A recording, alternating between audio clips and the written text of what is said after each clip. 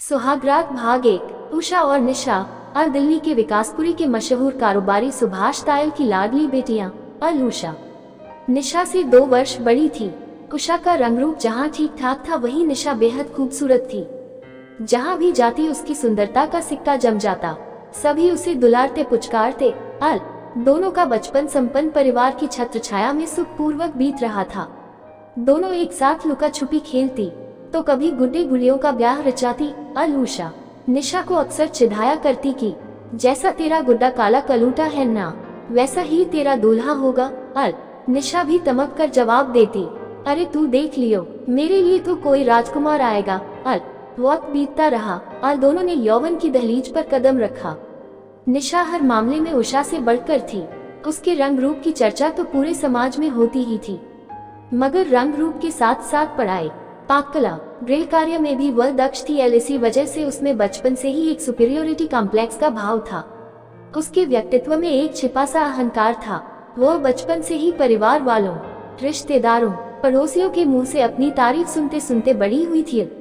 उषा भी सुंदर है, मगर निशा का तो जवाब नहीं। खाना तो उषा भी अच्छा बनाती है, मगर निशा जैसा नहीं बना सकती। निशा को देखो, फिर क्लास में अव्वल आई है और उषा फिर से सिर्फ पास हुई है। और उषा ही क्यों, आस पड़ोस और क्लास की लड़कियों से भी जब भी उसकी तुलना की जाती है, वह हमेशा 21 घोषित की जाती थी। इन्हीं तारीफों के सदके उसके अवचेतन में खुद के नंबर 1 होने की भाव भर दिया था। उसे सदा यही लगता था कि कोई भी दूसरी लड़की उसके मुकाबले कुछ नहीं है।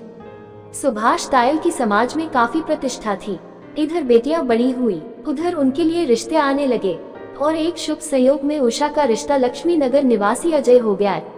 अजय एक अमीर और प्रतिष्ठित खानदान से ताल्लुक रखता था। अपने पिता का इकलौता बेटा था और बहुत हैंडसम था। निशा ने जब अजय को देखा तो मानो सम्मोहित हो गई। 6 फुट से निकलता कद, गठीला बदन, गेहुआ रंग, तीखे नैन नक्श और बेहद सलीकेदार, और साथ ही साथ बेहद अमीरल। सचमुच वह किसी भी नव यौवना के सपनों का राजकुमार हो सकता था। उषा और अजय की शादी खूब धूमधाम से हो गई। सुभाष तायल ने पैसा खर्च करने में कोई कमी नहीं रखी। विवाह उत्सव के दौरान निशा सज संवर कर विभिन्न आयोजनों में बढ़ चढ़कर हिस्सा ले रही थी। हर जगह आगे आगे थी। उसके रंग रूप का जलवा कुछ ऐसा चढ़ा था कि वर पक्ष के लड़कों के दिल पर मानो बिजलियां पड़ी थी, तो लड़कियां ईर्ष्या से सुलग उठी थी।